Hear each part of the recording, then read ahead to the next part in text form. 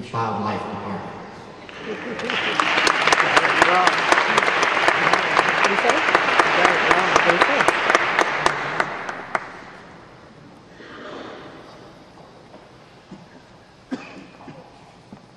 Hi. President Kapner, members of the faculty, my fellow graduates, ladies and gentlemen, I'm really honored to be speaking to you tonight. The old saying, curiosity killed the cat, never made sense to me as a child. There are many stories about the perils of curiosity, Curious George being one of them. In the one I remember best, George becomes intrigued by a balloon seller's wares. He tries to take just one balloon, but before he knows it, he's floated away, high above the city, carried away by the whole bunch. To me, this was a thrilling adventure. I didn't really feel the danger in being curious, as I'm sure my parents could tell me. I remained blissfully unaware of the dangers of curiosity until I started teaching. Then, like George, it was as if I found myself with a fistful of balloons, flying high over the city with no parachute. Teaching was exhilarating, but it was also terrifying. My first year of teaching took place before I came to Bank Street. My first school was a young one, just 2 years old when I was hired. Its students had come directly from overcrowded, chaotic elementary schools. These students were thrilling to work with. They were creative, resourceful, sensitive. Most of the children I worked with struggled to meet the high expectations of their new school, which was already under immense pressure to prove that their approach would bring in higher test scores. In order to stay afloat, my students had to quickly adapt to these expectations, and often it proved too much. Time after time, I found myself sitting with a child, his work in front of him, and realizing that the child was no longer with me. One child in particular had a way of becoming absolutely silent that frightened me. His silence was so resolute, his removal of himself from the situation so complete, that I felt my curiosity ebb away.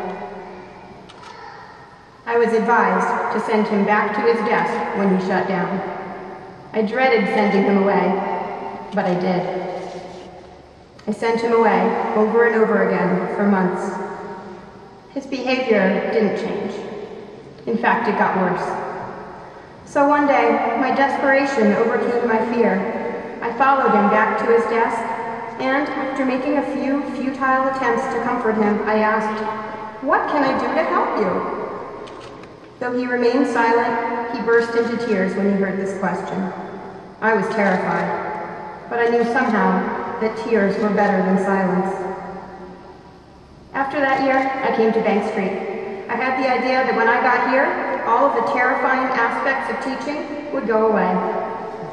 I believed that learning the right methods would help keep me on solid ground. Midway through my time at Bank Street, I got a job at a special ed school. Again, I was working with children who struggled mightily to acquire the most basic skills needed for school.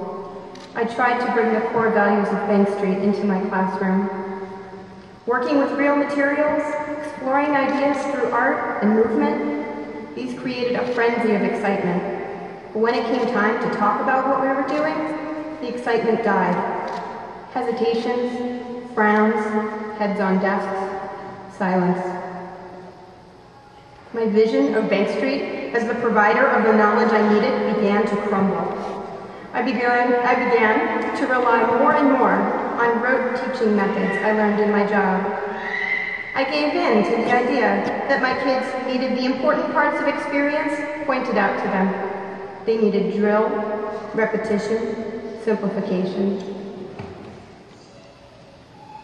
Sure enough, the safe routine of drills and teacher direction helped my children to speak again. But it was an eerie speech. A speech that sounded like mine, chopped up into bits and reflected back at me.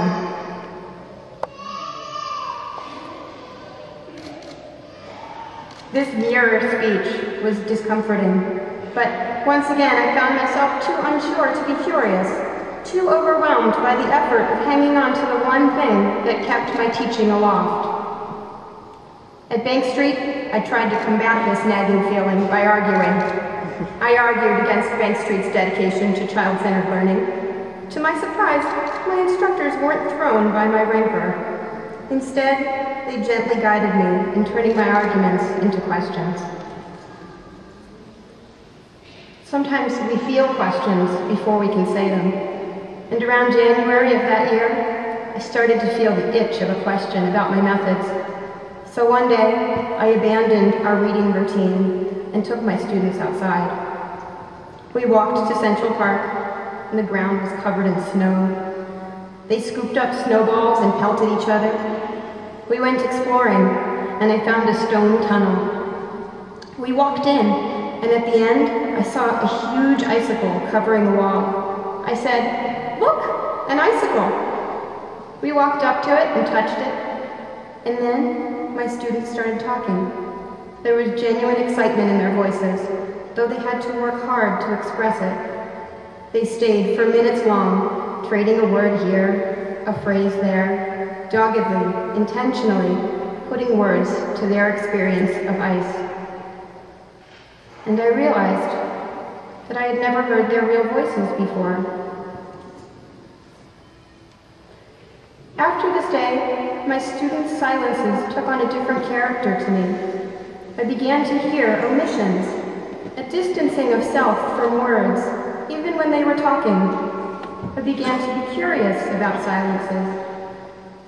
I began to listen more closely for real talk, and when I did, I started to learn my students' ways with words.